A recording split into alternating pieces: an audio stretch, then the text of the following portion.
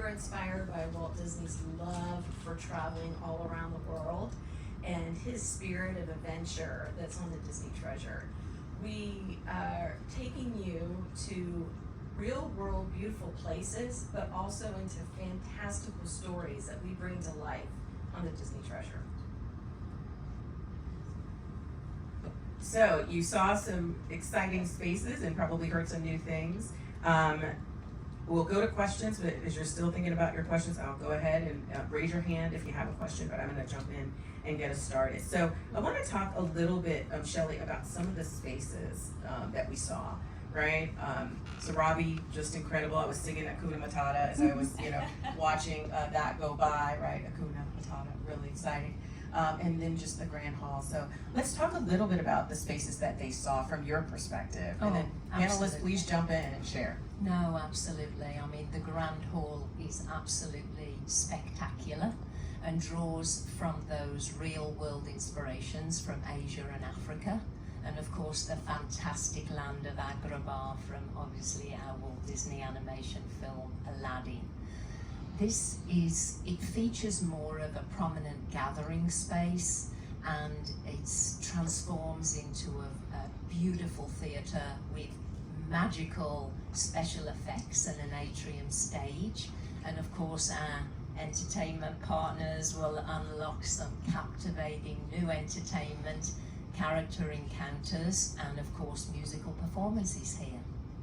And then if we move over to Sarabi, Sarabi is a two-story unique space that is like an entertainment hub where you have families and adults can all come together and they can laugh and sing and compete in some of those fantastic activities that our guests know and love. Yes, for the first time ever, we are bringing our stories and characters from our theme parks around the world onto the Disney Wish. These spaces will immerse our guests in their favorite Disney adventures. And as Arthur go into the Periscope Pub, this is our undersea magic of 20,000 leagues under the sea. And this will embody everything of the mysteries that live underneath the water's ocean, or the water surface. And we actually take our guests out of the real world and put them in a Jules Verne vessel, the Nautilus. And that is all supported by our seafaring artifacts and nautical finishes. It's going to be quite the adventure in that space. And then the adventure actually doesn't stop. We are introducing our guests into the Jungle Cruise. This space is going to be an intimate gathering space, and this is where you will find your higher end skippers that might enjoy the end of their day relaxing to music, maybe some comical banter, and wonderful beverages. And can I just nominate Daniel? He knows some really bad jokes, so he might be able to. Mine are dad jokes. Plenty. And Daniel, I saw some really, really cool. Did I see a waffle? We may have done. Yeah. We actually have our creative culinary team developing all of our details around the menus and the beverages. But needless to say, as you've seen on the Wish, a lot of excitement is coming in those areas. For the Disney Treasure, we are bringing back our guest favourite, rotational dining. So we will have 1923, which will be on the Disney Treasure too. Obviously a throwback to the golden age of animation, and the culinary, the food there is really inspired by its Californian heritage. We will have World of Marvel, and as Rachel alluded to earlier, we are having 7 nights. So of course there will be 2 unique shows for Worlds of Marvel on the Disney Treasure. The first will be very similar to the Disney Wish with a couple of little tweaks, and the second show, I'm afraid we'll have to share it another time, but really truly exciting. Yeah, and our guests, they love our rotational dining, just like they get to experience so many things. No, exactly. We were actually the first cruise line, and really, truly the only cruise line to successfully, introduce rotational dining, where you move every single night to a different venue, and your service team follows you. So you get to really make those emotional connections with your crew and your guests, and it follows you. You get to know all the likes, the dislikes, and truly everybody enjoys the cruise together, share those adventures, and by the end of the cruise, you know, nobody wants to leave. So it's very successful, and we're going to continue. All of our Disney Cruise Line ships, you know, the Disney Treasure staterooms were designed with families in mind and always have ample room. The inspiration obviously came from adventure, and as Pam said, you know, Walt Disney's love of exploration, and you know, we have a lot of nostalgic character and encounters in there through all the custom artwork. And so you'll see fan favorites like Lion King and Pocahontas, Aladdin, Luca, and then our elevated concierge experience as the theme of the Lion King. And as you can see, we have obviously the 4 royal suites, and then of course we have our Tomorrow Tower suite, nearly 2,000 square feet, and all built inside the forward funnel and overlooking those upper decks.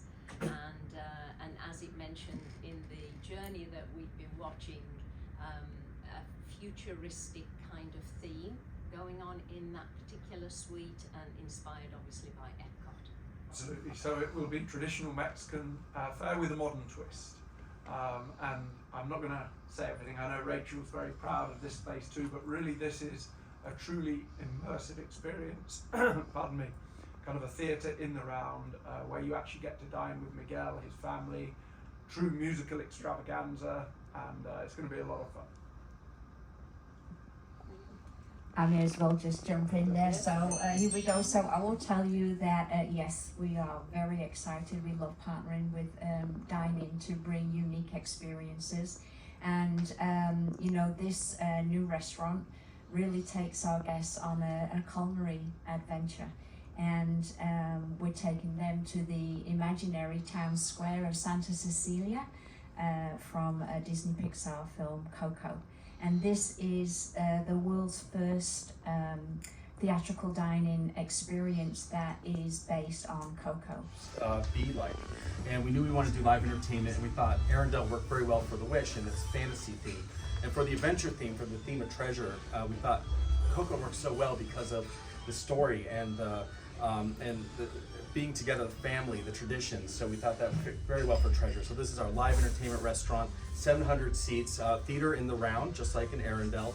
And we work very closely with Pixar filmmakers and the art director Harley Jessup on designing this overall venue. You actually, in our hallway as you approach, you start off in the Rivera compound, you start through the cobbler shop, you walk through the Hector Memorial, and then you come into Mariachi Plaza for this amazing show that Carlos will take you through right now. Sure.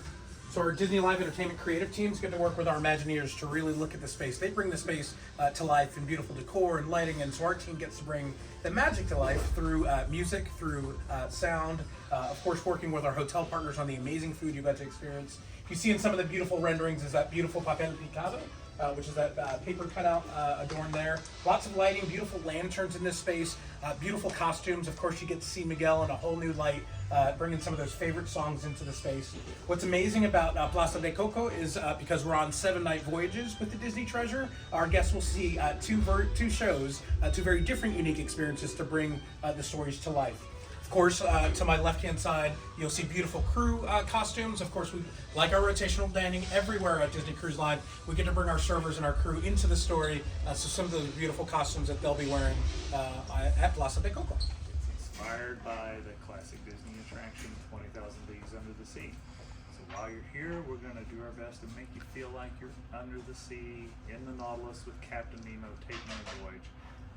Obviously lots of good food and drink to have here, but we're going to surround you with that story, and I think you're really going to like it. And just like this pub that we're in now, there'll be lots of little nautical touches and seafaring artifacts that you'll find all around. So